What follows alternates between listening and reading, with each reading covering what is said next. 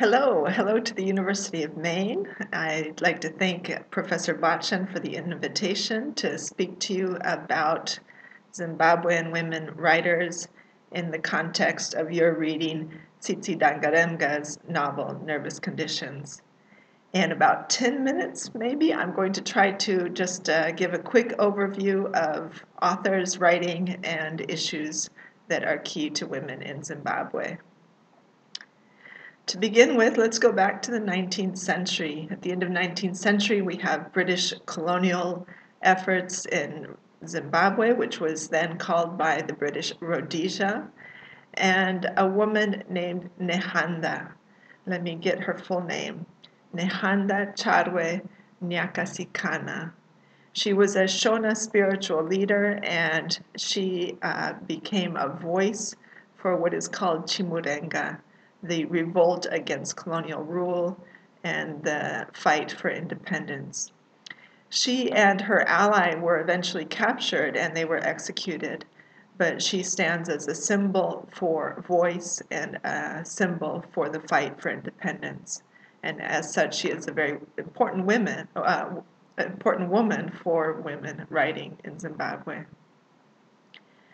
First published author is Doris Lessing, who wrote during the colonial period, and her first novel is called The Grass is Singing, and that came out in, 1950. So her books are sometimes set in Africa, and sometimes perhaps you've read her science fiction, but they're usually engaged in questioning our assumptions that are based on race, class, gender, and colonial hierarchy. She, of course, won the Nobel laureate and only died recently. So I hope that you've read some of her works. Next generation is where you are at with Tsitsi Dangarembga and Yvonne Vera. These two women are writing after 1980, after independence, but they are looking backwards and trying to understand the effects of colonialism and the fight for independence. They also look at many taboo subjects such as rape or anorexia. Dangarembga is known also for her films, in addition to the novel Nervous Conditions, which came out in 1988. Vera is, or was, a very prolific writer of poetry, short stories, and novels. Her most well-known works include Nehanda, which was published in 93, Without a Name in 94, Butterfly Burning in 98, and Stone Virgins in 2002. Their writing is very complex and very poetic. It is meant to be read and reread. Each time you read it, you're going to enjoy something a bit different. Currently, there are a number of Zimbabwean women who are writing from abroad. They have gone abroad either for studies or for work. And these women include Alexandra Fuller, who is in the United States. She first received great acclaim for her memoir, Don't Let's Go to the Dogs Tonight. This came out in 2011. Her writing in that book looks primarily at white Zimbabweans living on the edge of poverty in difficult circumstances during the war in which Zimbabwe got independence. Bettina Gappa is writing primarily from Switzerland, where she works. She's known for her collection, An Elegy for Easterly. That's a collection of short stories that takes a very critical look at contemporary Zimbabwean society, in particular looking at the challenges faced by ordinary people. Danai Gurira lives in the United States. She is both an actress and a playwright, and known for her plays In the Continuum that came out in 2009, and Eclipsed, which came out in 2010. Most recent is No Violet Bulawayo, living in the United States with her debut. It's a novel, but it's a kind of a collection of short stories as well. It's called We Need New Names, that came out in 2013. Narrator is a young girl whose name is Darling, and half the book is in Zimbabwe and half the book is in the United States when Darling goes to the US. So these authors are engaged in evaluating Zimbabwean society. Sorry, I'm fighting a cold. Part of the debate with regard to these authors is how much does living abroad give you a perspective that enables you to be critical, and how much is the fact that you're living abroad reflect that you are disgruntled with Zimbabwe and that you left the country because you were disgruntled. So that's one debate that when we look at authors who are writing from abroad. In Zimbabwe itself right now, there are a number of women who are very engaged in writing.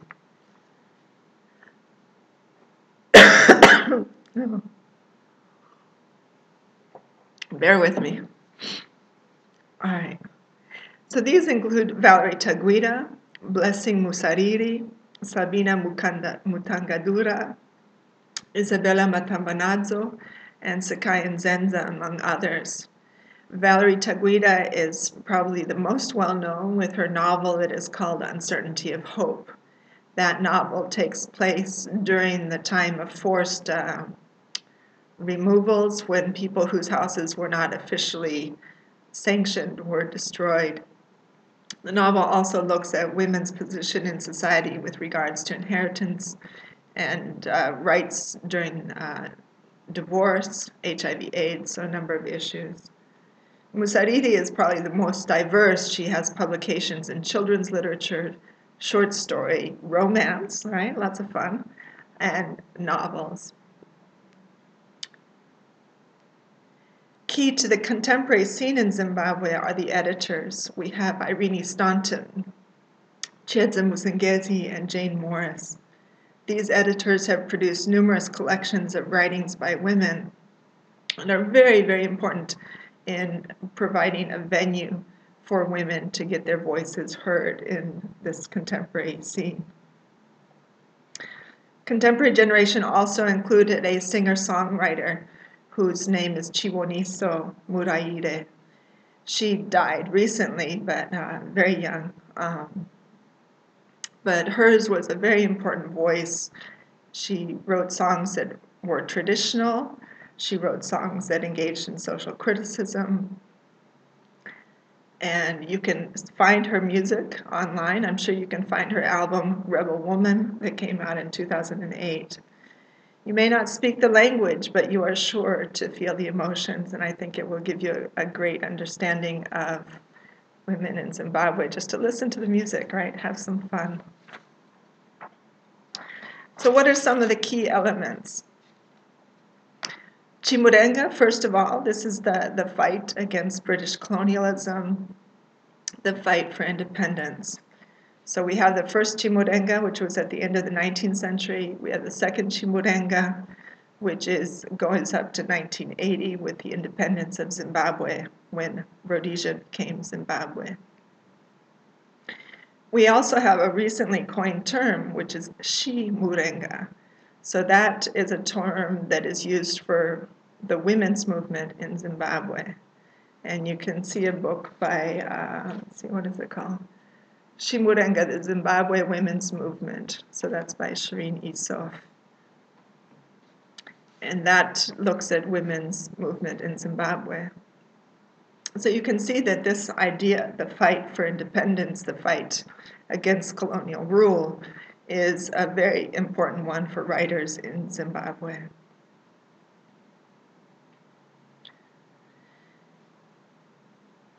Social issues that women writers are looking at include the range, of course, that men look at as well, HIV/AIDS and poverty. There are things that are very specific, however, to women. After 1980, women had a great deal of improvement in their status due to the fight against colonialism. But since then, there's still some issues. Education is one that continues to be an issue. So if your brother goes to school, then maybe you may not. So if there's not enough money for both, it's usually the boy who gets to go to school. Medical care is an issue. Zimbabwe has the highest mortality rate for women during childbirth, highest on the continent of Africa. Women don't. I need to see a doctor. Women don't have access to perhaps a clinic. They live in a rural area, or their family doesn't have the money to get them to the doctor. So that's an issue that is a very specific one for women, that mortality rate. Another issue is just like how you behave in public. So a woman won't wear a short skirt in public in Zimbabwe. She'll be maybe physically assaulted if she does so. And you don't generally see women out in the evenings. You might be arrested as a prostitute if you're out after 8 in the evening in the city center. So this is a kind of public surveillance of women's behavior and women's ability to, express themselves and engage in a public life. So that's an issue. Another issue is divorce and inheritance. So legal rights, what do women have the right to? So if you divorce, your children usually go with the husband. You won't have that right to keep your children. And you are likely to have a very small amount of money that is given to you, even if you put a lot into the marriage, right? It's not a 50-50 division in general. So much of women's writing in Zimbabwe is engaged with social issues, with looking at contemporary Zimbabwe and trying to understand why things are the way they are and how they might be made better. In terms of a literary debate, some discussion is whether or not these social issues should be the determining factor in good literature. Or, is that too didactic? Should it actually be more literary in nature? Or should it just be entertaining, right? You want people to buy your books. They're going to buy them if they're entertained. So these are some issues in terms of writers. Should I write social issues? Should I write didactic? Should I write literary? Should I write just entertaining literature?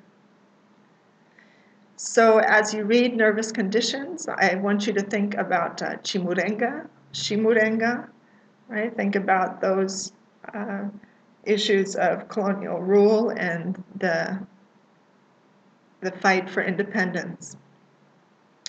And then you want to be thinking about Dangaremga as part of a very large group of women writing in Zimbabwe who are engaged with these social issues that I've spoken about. I encourage you to read other authors. So read Yvonne Vera, who is Tsitsi Dangaremga's contemporary, and see what she was writing about. Or read Alexandra Fuller's memoir, which is a kind of a Bildungsroman as well. And you can see about the experience of a young white girl at a similar time as Nervous Conditions. Or read the most recent one, right? No Violet Bulawayo, and then you can have an idea of a young girl's life in contemporary Zimbabwe, and you can do some comparison back. And don't forget to get that music and dance to Chiwoniso's Rebel Woman. I had the privilege of living in Zimbabwe for 4 years, and through writers' workshops, I got to know many of the writers who are working there now. And so I'm just very pleased that you are reading Nervous Conditions, and I hope that my words have encouraged you to read some of the other authors and enjoy all of Zimbabwean literature. Thank you very much. Bye-bye.